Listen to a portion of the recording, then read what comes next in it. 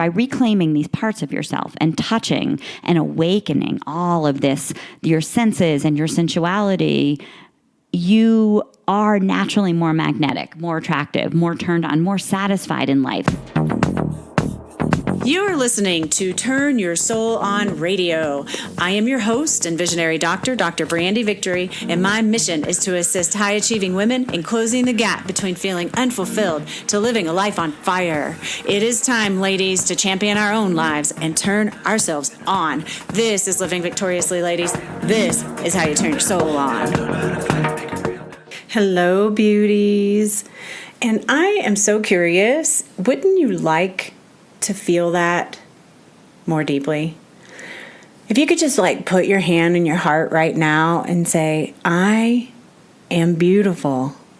I am beautiful. I am beautiful. And just let that land. And then just imagine that you could turn that up 10,000-fold. You could actually embody that as truth for yourself. That is what you're going to learn about today. I am going to introduce you to a couple of amazing women who have helped me turn my own life on. And I'm just getting started with these ladies, and they're just bringing so much goodness to my life. So I'm happy to share them with you because I want so much goodness for your life too. And this is just the way to take yourself up a whole nother level. We're going to talk about things from reclaiming your feminine wholeness to sensuality for yourself versus your partner, you will hear me go through in a little emotional moment, excuse the tears. And we'll also talk about relationship as an eternal date, which is an awesome concept I haven't ever even considered, but definitely will bring that into my personal practice as much as possible now. Before we get going, I just want to thank our sponsors, Purium Superfoods. Purium is the sponsor of the 10-day transformation program that I'm going to be doing as a group project with a bunch of women who want to join in on this adventure. We're going to take 10 days where we're meeting virtually over the internet, doing video conferencing. You're going to go through sensuality exercises, guided meditations, daily tips and techniques for getting yourself through this transformation program for over the next 10 days. And all the women love it. All the women feel fabulous. The first thing that gets said to most people is, wow, your skin's looking so good. What are you doing? And then you're going to just be compelled to tell everyone because you're going to feel so fantastic. So it just goes right in alignment with what we're talking about here today. And that's up-leveling our feminine connection to ourself. So I am just absolutely thrilled to introduce you to Allie and Jen. I do want to let you know we are doing a microphone passing technique during this recording. So pardon the interruption or the slowness of the next person to talk if it seems a little off for you. That's what's happening. We're doing this on the fly, and that's how that unfolded. So anyway, I am so grateful to be able to share this with you, and I can't wait to hear your feedback on how this lands for you, and if you want to maybe join me in class sometime. All right, ladies, here we go. Hey, soul sisters. I am jumping out of my skin right now. Oh my gosh. You know, I have been waiting on this interview since the very beginning, and it has finally happened. I am here with Allie and Jen with Sensually Embodied Dance in Boulder, Colorado, and this is it is honestly, ladies, it's church and therapy all at the same time. Oh. That's just to get it straight, right? Yeah. So anyway, I'm so excited to be introducing you to these two wonderful women. And, this is the Ambition and Grace series. So this is really an opportunity for the women that I bring into this circle to have a moment to share their story so that you too can know that you can too. You can too. We're all the same. We all have struggles, and we choose to overcome them or we don't, and life goes on. And it's just my absolute pleasure to welcome both of you here because you are definitely bringing light to life around here. So, yeah, for sure. So, Jen, would you like to start and just introduce yourself? Hi, this is such an honor, Brandy. Thank you so much. My name is Jennifer Bell, and I used to be living a life as a prosecutor in New York City. That was, I had grown up dancing and doing Pilates and being a very physically active person. And then in my 20s, I lost that going to law school and becoming a lawyer and practicing. And then I found my body going through a massive health crisis, which I know, Brandy, is this is why you're doing what you're doing for the health of women and for the world. So I found myself having panic attacks, being completely disconnected from my body, and I had no idea how to listen to my body's intuition or my body's voice. And when I started having these panic attacks, I realized I had to make a change because I felt like I was going to really at some point start to get sick, or something was going to set in that was really scary. So I left my job and went on a massive personal growth school. I traveled the world. I studied with an abundance of teachers. And along the way, I came in contact with a woman named Kegley, who has founded S Factor, which the S stands for the shape and curves of a woman's body. And I dove in head first. I became a retreat junkie. I could not get enough of feminine connection and of connection with myself and my body, because I hadn't ever really found female friends that I truly could be myself with. And also, I never felt what it was like to live and listen to my body.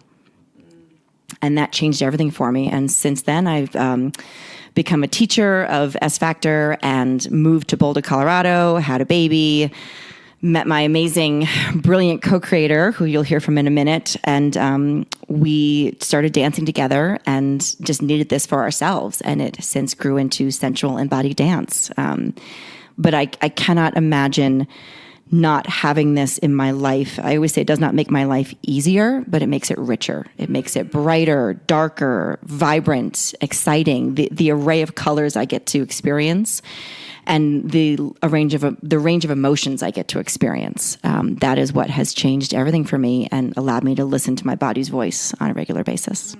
So thank you. Yeah, thank you. I really love that, and yes, I feel you on that. The colors, and I'm like, isn't that making life better? But yes, the colors, like I remember the very first day I took this class, and for the whole week after that, every time I'd put on a pair of pants, I'm like, oh, this feels so good. Oh my gosh, right? It's like, oh my gosh, how do we help more and more women be able to get to a place where, number one, they feel safe enough to be in their body, and number two, to be open enough to allow it to happen for them. So thank you so much. So moved by what Jen said right now. I'm just present how lucky I am to get to inhabit this world with you and you. Getting to witness people unfold in the ways that this movement invites.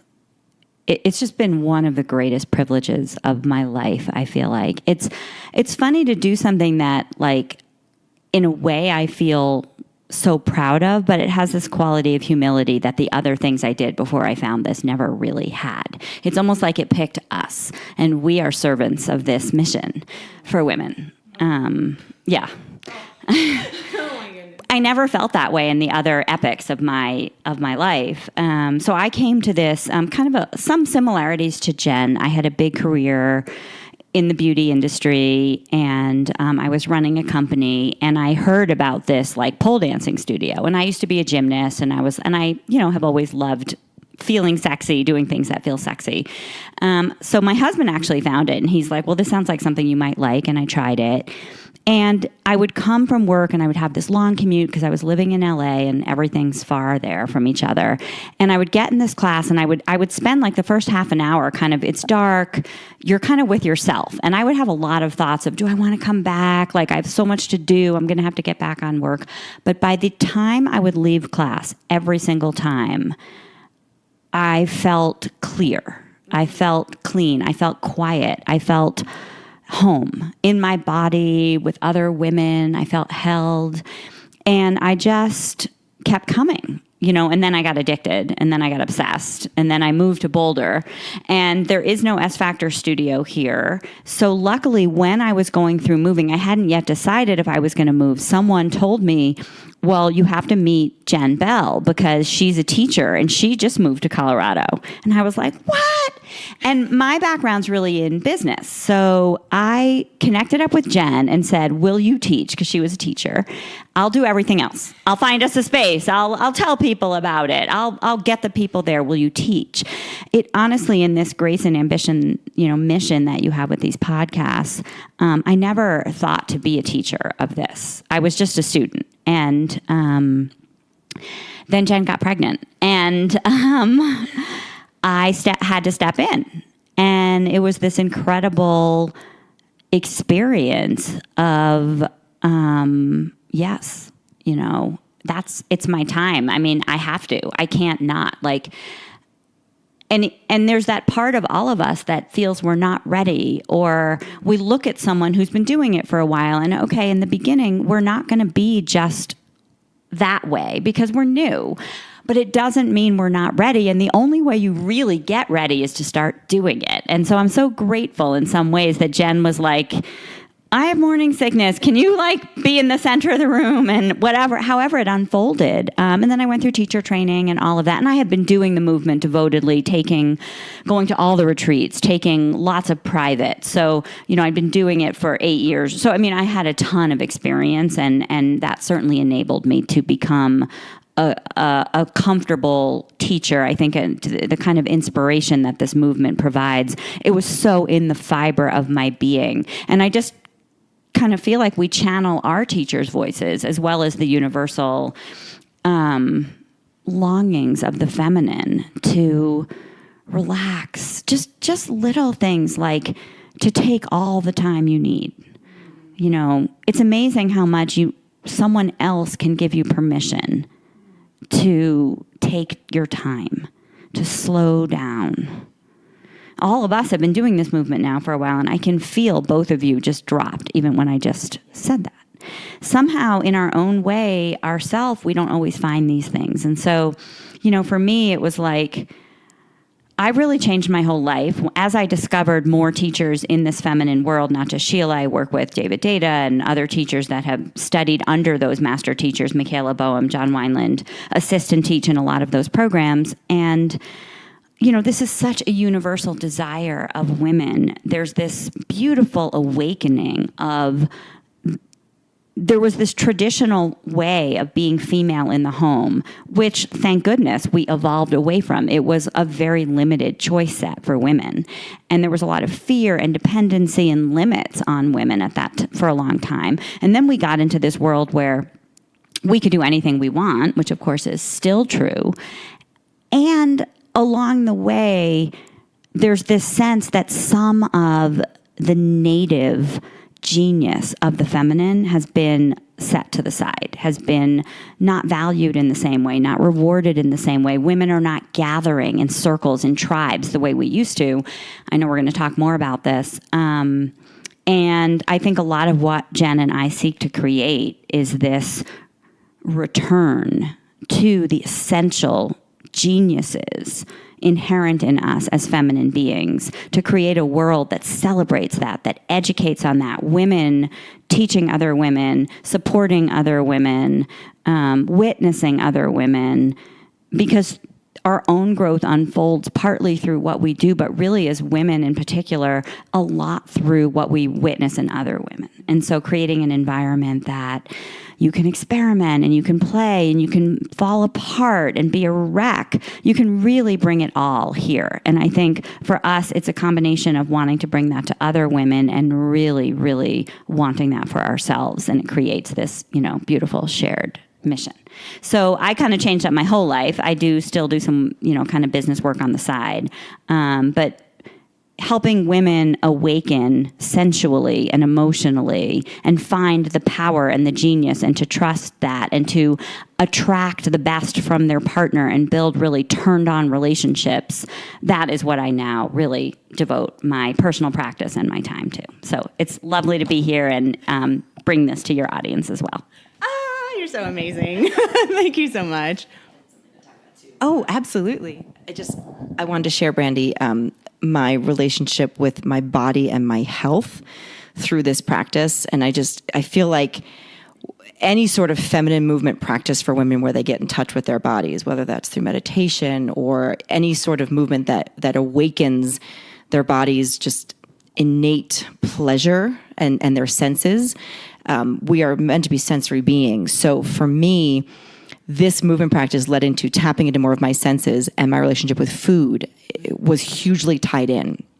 And so I love the work that you do and how much you promote health for women. And so I just wanted to share how when I started to get to know my body, I'd always had a very indulgent, like I always needed sweets. I always needed desserts. I would order chocolate ice cream and need more. I was living in New York City and I totally did that like 3 a.m. warm cookie delivery service.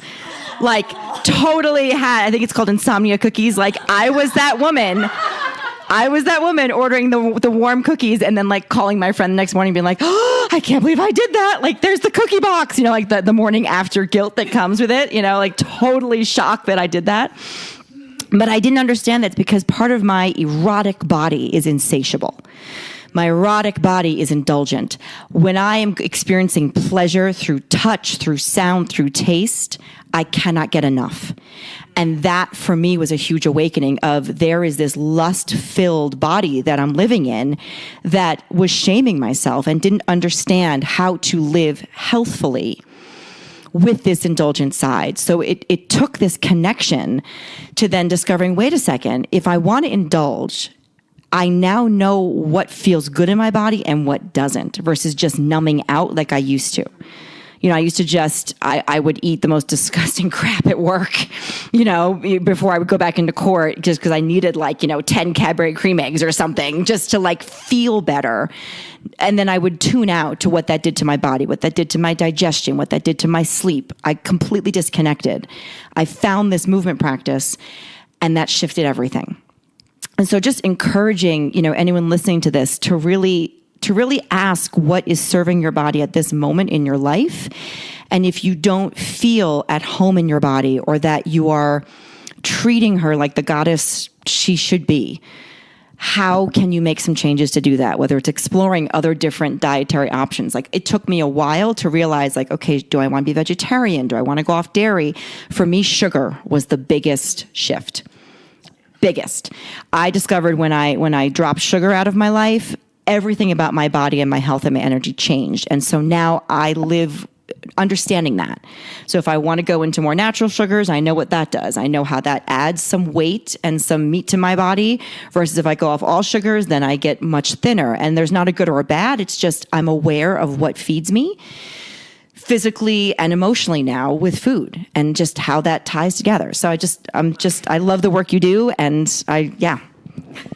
Wow. Thank you so much for sharing that. So, you two don't really know my backstory, but I had... I did read it. Did you? Oh, okay. So you saw the pictures. Yes, you saw the pictures. So I was 12 sizes bigger than I am now. And I had obsessive compulsive disorder with food. So I get that 3 a.m. cookie run, although I'm so grateful I didn't live there. And I had bipolar manic depression since I was 14 years old. I had to be medicated for it. I had chronic fatigue syndrome, fibromyalgia. Life was a freaking mess. Getting out of bed was fucking hard. Seriously bad. So I wanted to die.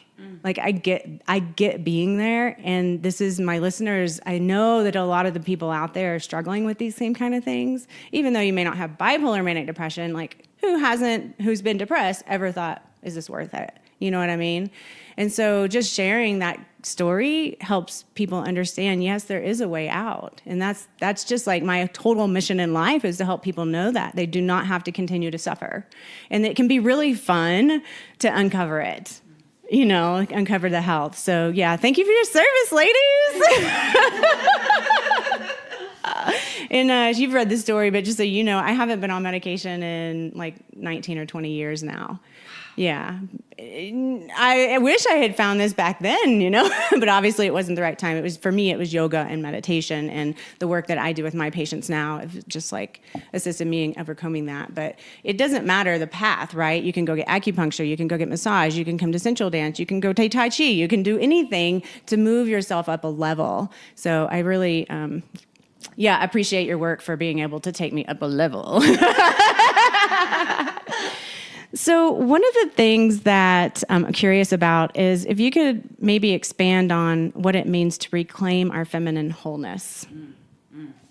Yeah, I mean, that is such a rich topic and is so universal. So everyone has their own unique life story as a woman. Some people had significant health issues to deal with, other people didn't. One thing that is absolutely universal, there is no woman who doesn't become an adult who hasn't at some point received some kind of negative attention for being female. Now, it could be something very traumatic. Someone took the innocence of femininity away from her when she was a little girl, or something really awful. But it could be even things that are far more minor, but they still impact us. Being teased for being flat-chested or having large breasts, or being rejected by a boy. There are just getting catcalled on the street. There are so many little and big experiences and they chip away at us as females. We start, our teacher Sheila, she kind of describes it as like you start as a whole circle, and then part of it is chipped away. It's like there's a piece of your wholeness that gets taken away because you're a girl, you're a woman. And so when those parts are rejected or feel like they cause you pain or put you at risk, we tend to disown them or suppress them or cover them up. So one of the things that is just incredible about this movement, when I found it for myself, and every woman who walks through the door has her version of this, I was taking class in LA, and so there were models, there were actresses in there were very, very physically attractive women in there. And there were all kinds of other women. There were women who were older, there were women who were heavier, whatever. And witnessing these women who were like these Latin women in their 50s who were super voluptuous and just owned their bodies, that was so inspiring to me, much more than watching someone who was thinner or more of a stereotype, but like not comfortable in their skin. And so this reclamation of the juiciness of being feminine, the curves, we really encourage women to make their curves as big as they can. You kind of come through these classes and everyone wishes they were more voluptuous. Like you see these and I'm a curvy, I have some curves going on for sure, but we get girls coming through here and it's just like, I want that kind of booty or that kind of belly or whatever. 'Cause I don't have that. And I think there's something about this reclamation process, whatever body you have and whatever kind of feminine energy you have. Jen talked about her erotic energy having this insatiability, this indulgent quality. Those are particular flavors of feminine energy that she probably received some kind of either negative attention for, or was told they were bad or wrong, or she decided they were for whatever reasons, because we do that to ourselves. And so there's this reclamation of all of that. I was like really a good girl, and I, grew up really kind of walking a very, a path of accomplishment and achievement and award winning and blah, blah, blah. And so there's this freaking shredded, wild, ecstatic side of me, or shredded, dark side of me that I know is in there. And it's like the reclamation, because I disowned that part of myself a long time ago. And, you come into this world and you start to become aware of these missing parts and reclaim them for yourself. I don't know, do you want to add? Yeah, Allie, that was so beautiful. For me, the reclamation has really lived in the senses, going back and reclaiming my senses. And I feel like that is something that is innate to women. You know, we're meant to have more of a diffuse awareness. We're meant to be handling, multitasking so many things at once, and feeling so many different things at once, and intuiting. And, you know, we hear the cry of our baby and our body does something. You know, we feel the needs of our moms and our sisters and our friends and our husbands and partners. And, you know, we can be balancing a high-powered career as well as thinking about what we want to eat or do for dinner or anything. So for me, it was going back into the sense of touch. What do I want from touch? And that started with me needing more massage. Sense of smell and taste were also inextricably linked to just feeling pleasure and feeling my body. Seeing beauty in the world was huge. Seeing beauty and then feeling more beautiful and starting to share that with women instead of judging other women for living in that radiance, living in their power, you know, walking those New York City streets with breasts out and bodies open and powerful, not buttoned up or covered up or hidden. Really celebrating that and being like, wow, you look amazing. And you're taking up everyone's attention in the room. And that's incredible. Like, you go, you're inspiring me. You know, and to say that, you know, to see beauty, we have one student who comes who is legally blind. And so she sees through her hands and through her body. So, you know, sight can be many different forms of how you feel around and what you experience in the world. I think I'm missing a sense. Sight, touch, sound. Music has always been a part of my life. My body has always reacted to music very strongly. A feminine movement practice heightened that, where now my body immediately reacts to a song before my brain even knows what it is. And that's truth for me of, oh my God, my body jumps to turn up a song in the car and I don't know the name of it. You know, I can't actually identify who's singing it, but my body reacts. Same way I now shop for clothing, through touch. What does this feel like on my body versus what does this look like? And so it's that constant balance. But so I would recommend for reclamation, sensory exploration. Love it. I love that.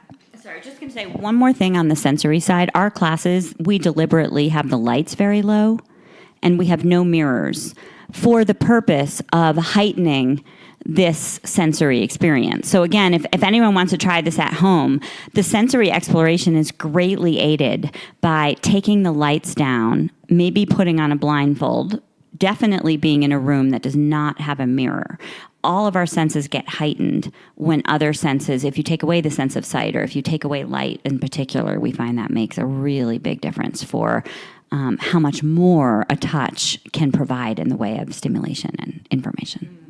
Yeah, I love the lighting. It makes it safe too. You know, you're not like, stark white, you know, in the light. So yeah. And then I appreciate also the diversity in the music.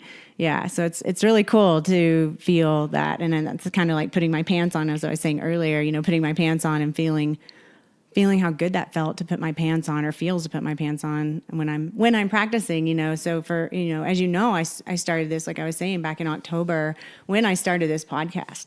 And at that point in time, I took some temporary work and worked really hard on building my business. Like I just did this really huge push, and I had to say no to everything, you know, and I said no to this. And so I was like, wow, when I came back, because I was always waiting to come back, but I just kind of got into my masculine, like very strongly into my masculine. And then I'm like doing all my stuff. Time is up. I'm like, yep, March is here. I'm back. You know, I'd planned that. And the first day I came into class, I was watching all these beautiful women dance, and I felt nothing. I had no feeling. As a matter of fact, I'm going to cry right now thinking about it. It's like, whatever. Oh, my God. I'm so out of touch with myself that I can't be happy, turned on, elated, joyful, in awe of this beauty in front of me right now. What has my life come to, you know? Wow. Yeah, it's a really big day for me. I was like, okay, things are going to change around here, you know? And so now I've been, you know, today was just exquisite, you know, because I'm starting to get back into the pattern, into the routine, and feeling in that place of allowing myself to be in the feminine, because I do masculine really well, and feminine never was accessible to me, or it wasn't okay to be. It wasn't okay to be. And so I just denied it so much, you know, and this like reawakens that, the truth of who I am, the true authenticity of being a woman, right? Like being in that like being in your vagina, like being everywhere in your body and owning it and letting it be what it is and radiating that out to the world in your unique brilliance, however that looks, even if it's in anger or sadness. And that's the other thing I love about the dynamic here is that it's come as you are and it's all okay, and be all of it.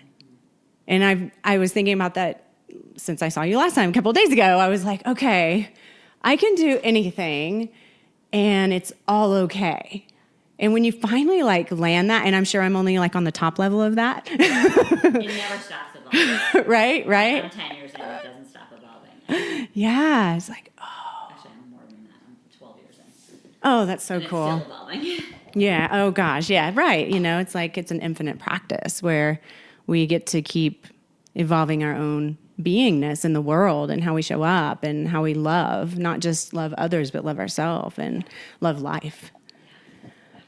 Oh my goodness. Well, is there anything else you'd like to chat about? I just want to honor you, Brandy, and for your listeners out there. It's easy for us, and I did this too,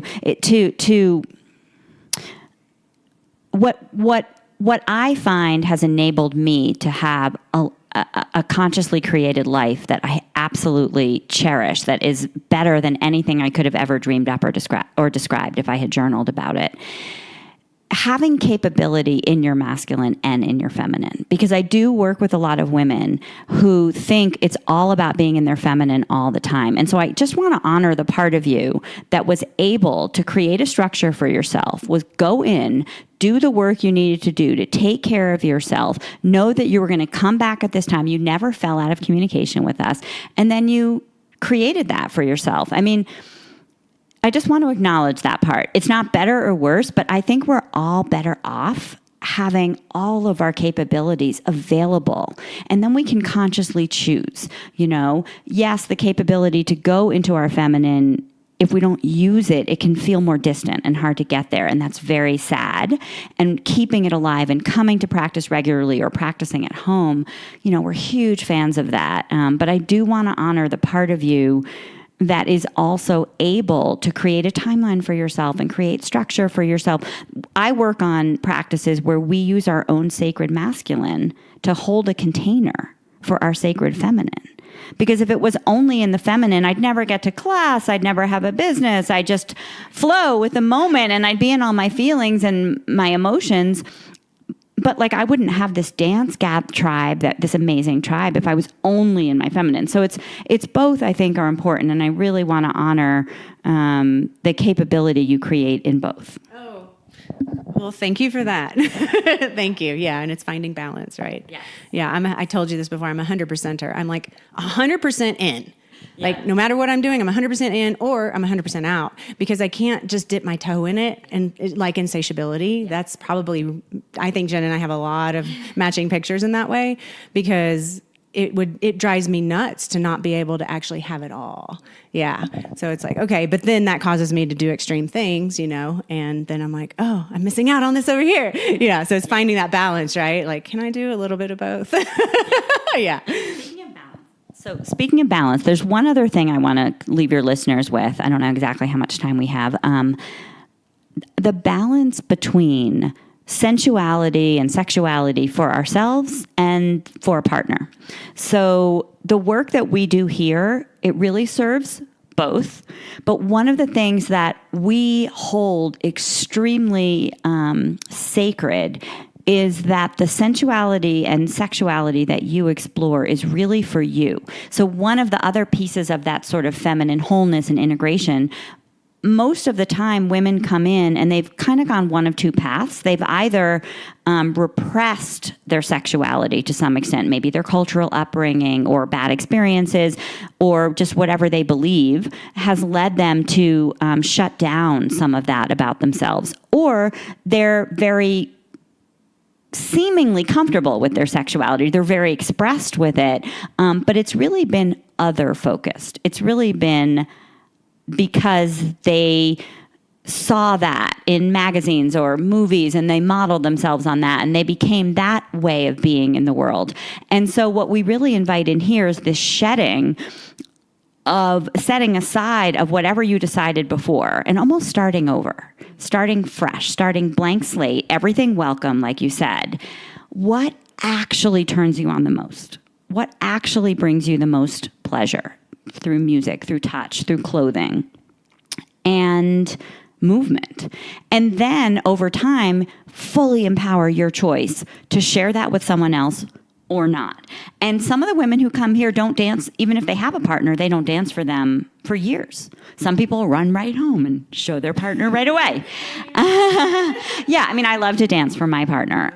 But there's no right or wrong way to do it. The one thing I will say is to really trust that even if you don't share this explicitly, you find this kind of sensual awakening, even if you don't say, hey, I want to dance for you to your partner, to really trust all relationships get better. You are, by reclaiming these parts of yourself and touching and awakening all of this, your senses and your sensuality, you are naturally more magnetic, more attractive, more turned on, more satisfied in life. So even if you do go to a partner with a need or a request, it's not from that same depleted place. You no longer need someone else to turn you on or awaken you. You have that capacity yourself.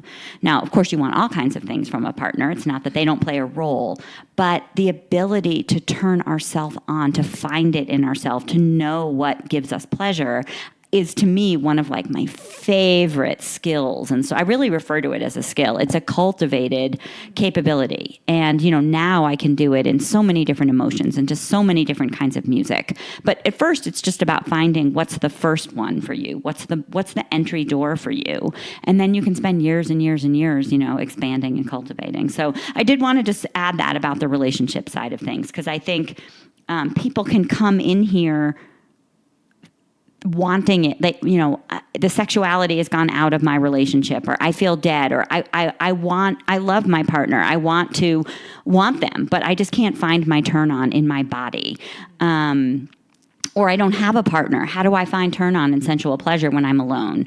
And so no matter what state you are coming into the room with, there's no one who doesn't get a much fuller, richer, empowering sense of their own sensuality and turn on, even if it's just for you. And we love it being just for you, or just for the other women who you share the dance class with. It becomes like just an incredibly sacred, intimate, fun, naughty space to share and witness and let you feed other women and they feed you. And it's just a beautiful symbiotic process.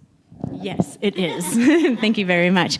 And I'm curious, can you expand a little bit on how that may relate to relationships as an eternal date? Yes. So one of my favorite teachers is a guy who practices out in San Francisco named Erwan Devon. And he has created kind of a framework for relationship, a 3-stage framework. The first part is new and exciting. This is when you're just dating.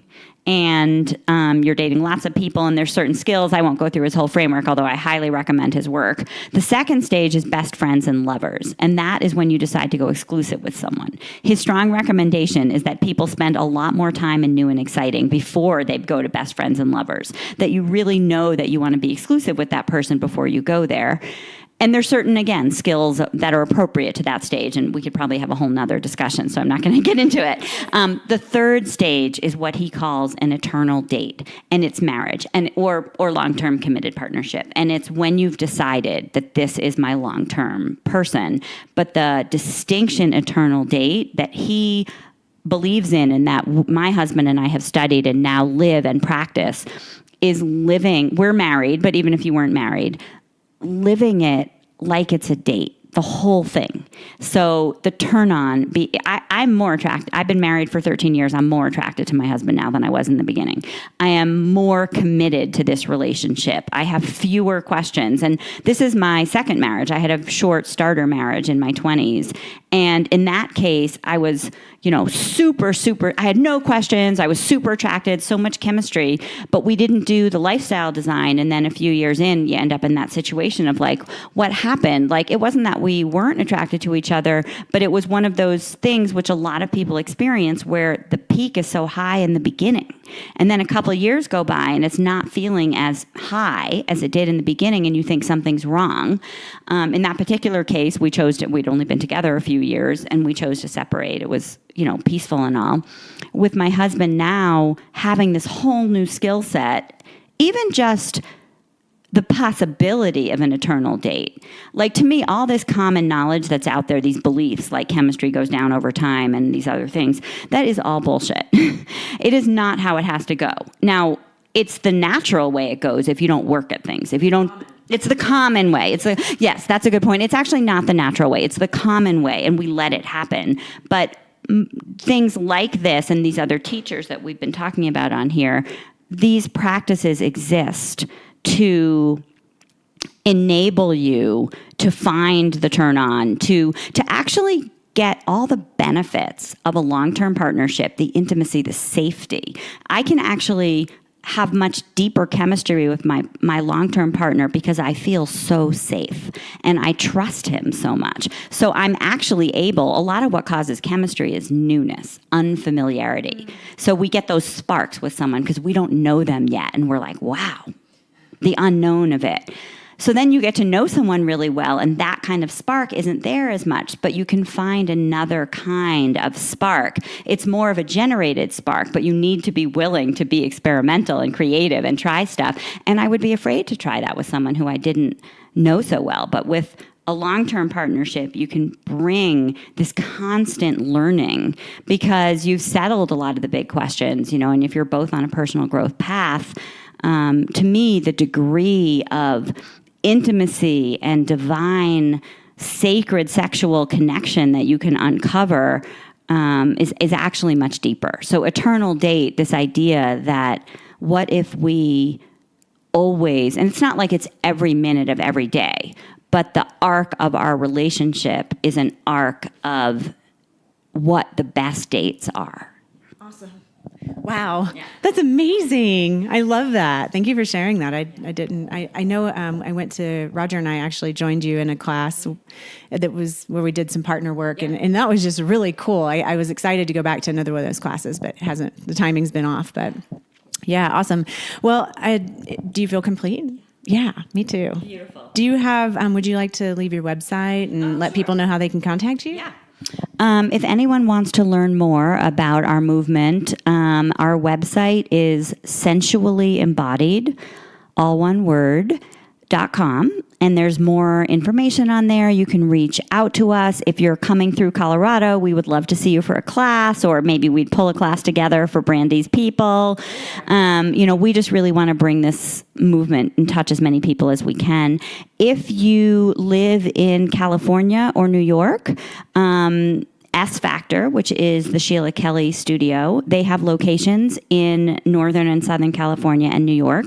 sfactor.com. There's also other licensed teachers like Jen and myself in a few other states and cities. I don't know exactly what they all are, but on the S Factor website, you can find that out as well if you want to take an in-person class. We're also here available for, if anyone wanted some kind of coaching or virtual learning, we are available for that as well. So you can get all our contact information on sensuallyembodied.com. And we'd love to meet you guys in the studio. Awesome. And I'll make sure that those links are in the show notes as well. Yeah. And I usually I always ask one last question, and I don't even think I need to. Ladies, do you think I need to ask her this question? I know I don't need to ask her this question. But the question is, what is it that you do to turn yourself on? But we already know. Yeah, we already know. Yes. And ladies, I just want you to know I'm really looking forward to putting together a retreat where these two ladies come and share with you their brilliance and help you awaken to something greater. So thank you so much for being here. And ladies, do whatever it takes. to turn your soul on. Thank you for tuning in to another episode of Turn Your Soul On Radio. Go ahead and subscribe below. And if you feel it's worthy of a 5-star review, I'd greatly appreciate your support in this way. If you'd like to go deeper with me, you're welcome to join our private Facebook group, Turn Your Soul On, or take it to a whole nother level and apply for my 4-month Turn Your Soul On Masterclass. You're welcome to do this at drbrandyvictory.com. Whatever you do, turn your soul on. This podcast is for information purposes only. Dr. Brandy Victory is not a medical doctor, and the views and statements expressed on this podcast are not medical advice. This podcast, including Dr. Brandy Victory and the producers, disclaim responsibility from any possible adverse effects from the use of information contained herein. Opinions of guests are their own, and this podcast does not endorse or accept responsibility for statements made by guests. This podcast does not make any representations or warranties about guest qualifications or credibility.